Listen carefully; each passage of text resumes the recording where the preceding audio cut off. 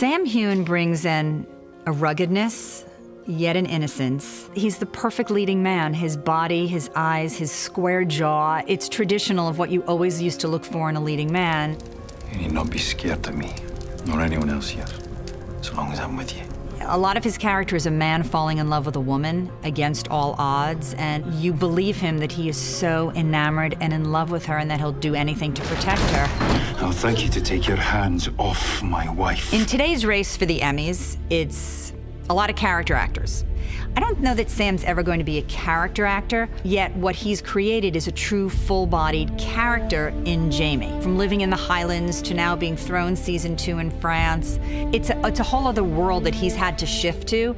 I feel like I've been going through all of this all on my own. I'm here. I am with you. We will have this child together, but I don't think you understand what it's been like for me since what happened at Wentworth. Well then, tell me, goddammit. It was like my fortress had been blown apart. The thing that once lived there was suddenly exposed out in the open, naked, alone,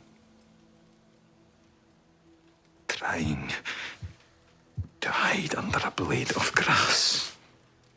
Claire Fraser has to walk a fine line of living in 2 centuries.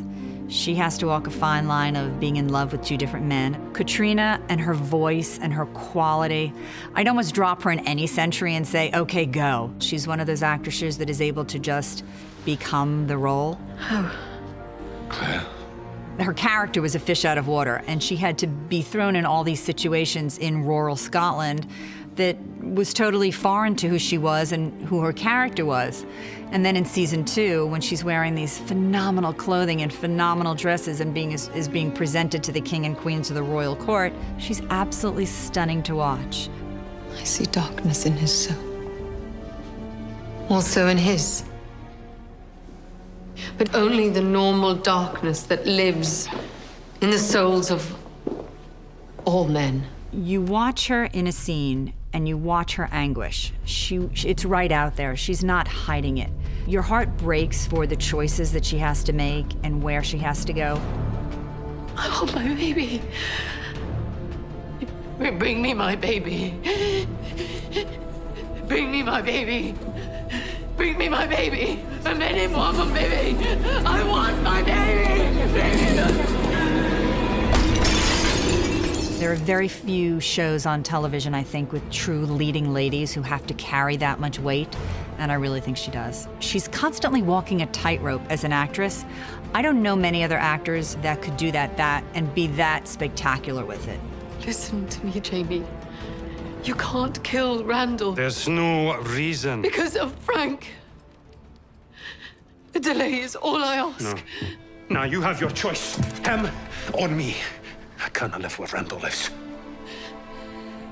If you want to allow me to kill him, then kill me now, yourself.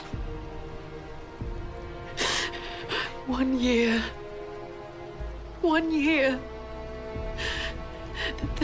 Then the child Randall's.